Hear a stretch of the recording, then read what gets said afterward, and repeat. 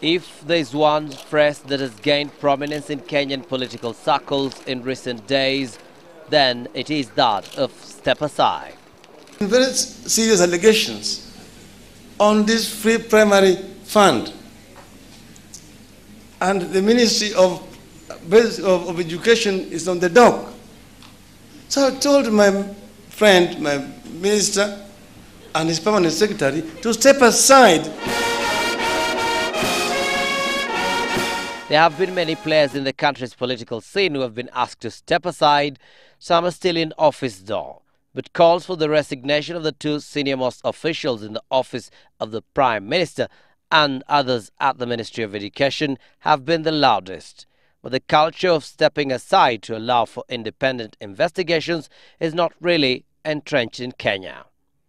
It was Prime Minister Raila Odinga who set the ball rolling when he asked the Education Minister to step down over the free primary education scandal. But that almost boomeranged on him when the maize scandal was revisited afresh.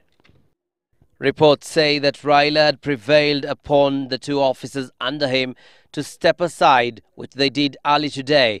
But any political mileage that you'd have gained has quickly evaporated after President Kibaki, perhaps in a swift rejoinder, asked all the other top officials named in both the maize scam and the education scandal to step aside.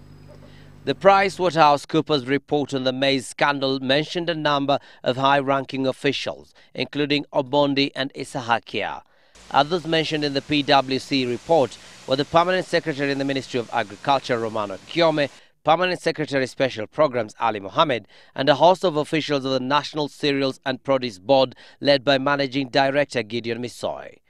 Of the Constitution. Former Raila aide Tony Gashoka claims he had alerted Raila on his concerns about the conduct of Dr. Isahakia, who was in Gashoka's boss. Corresponding between myself, the Permanent Secretary, and the Right Honourable Prime Minister. So my point is this: he knew and knew before about this scandal. He has said himself the other day, and I took a cue from him, that he would sacrifice his own brother or his own wife if it was an issue of integrity. All the 8 officers will have to await a second probe into the subsidized maize scandal, and only after the said exercise can they know if they will resume civil service work. Abdi Osman, Citizen TV.